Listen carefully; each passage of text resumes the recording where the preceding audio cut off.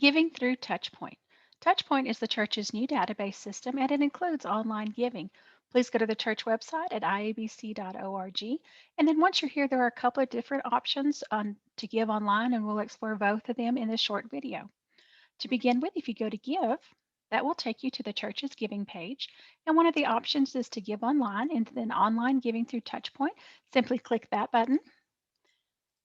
And then TouchPoint Giving Portal will open. You do not have to sign in, although we do encourage you to create an account and sign in because it will auto-populate information and it will save you having to enter so much information. So we are going to sign in. The first time you do this, it will ask you to enter your information so it can send you a secure login code. That's for your protection. I'm going to pause this video so I can get that taken care of for you. Okay, so I entered my email address and then I clicked next. That did send an email with a one-time code, so we're going to enter that here, and then we're going to click next.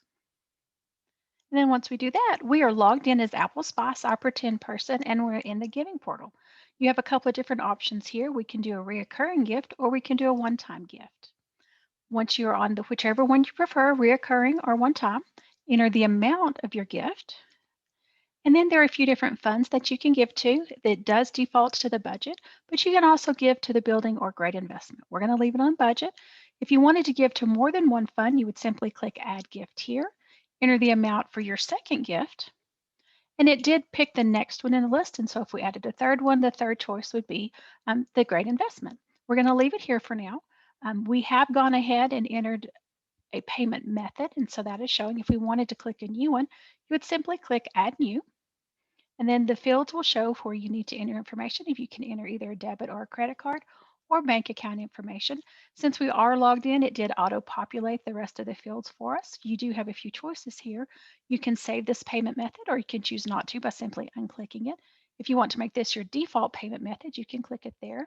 And then another option is also to click this so that you can cover any fees associated with this giving method. And this fee does vary a little bit depending on what you choose. Of course, the bank account is a little bit less than giving through a debit or a credit card. Once you have this information entered, then you can just click Submit Gift. We're not going to do that since we already have a payment method in here. I'm going to click that payment method. And then if for any reason we were on the wrong one, if we meant to make this recurring, we can click Recurring. And then there's a couple more fields to enter. We still have the amount, it kept that for us. We still have the fund, it also kept that. You can choose to either give weekly, bi-weekly, semi-monthly, or monthly. We're going to choose weekly. And then it does default to today's date. If you did not want to begin today, you simply click the date and enter the date that you do want it to begin. And then the same thing down here, you need to do that. You need to make those options for each of the funds that you're giving to. We don't want to set this up recurring. We really want this just to be one time. So we're going to go back to one time. And once again, it kept all the information for us, so we didn't have to start over. So we're going to give $5 to budget and $2 to building. We're going to use the payment method that's already in the system. We are going to choose to cover the funds, and then we're going to click Give, and it does total it for us. It gives the amount of the gift as well as the additional fee. So we're going to click Give. And then it will process the payment in the background for us, and we'll stay on the screen. And once it's processed, we will get a thank you message. It lets us know where it went, what method was used, and then the amount given. And notice it did split the cost of the fee. The checking account was, of course, less, and then the credit cards were a little bit more. And that's it. You have given to the church, and we appreciate that gift. Now we're going to go back to the church website. And here we can also give when we're logged in as our user. So we're going to go to Resources. We're going to go to TouchPoint, and that opens the church's TouchPoint page where we've got some basic information for you. We've got how to create a login, which I'm sure you've already done by this point.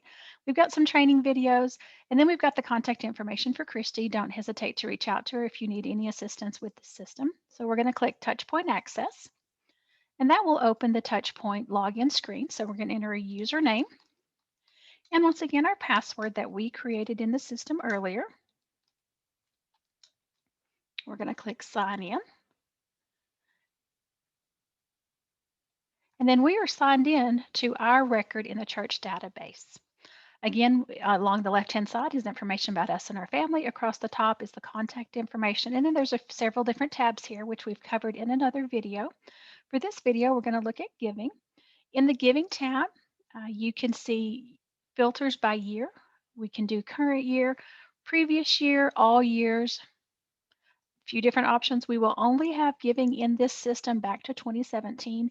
We are in the process of still migrating from our previous system, so not all of your giving may show here. If you've given through TouchPoint, it will show. If it doesn't show from the previous system, it will take us a little bit longer to get that all migrated, but we will get that done. And you can see a giving summary here, and this just totals it by fund as to how much you've given. If you want to see a giving detail, this will show you each item one at a time. You can change the number of rows depending on how many you want to see.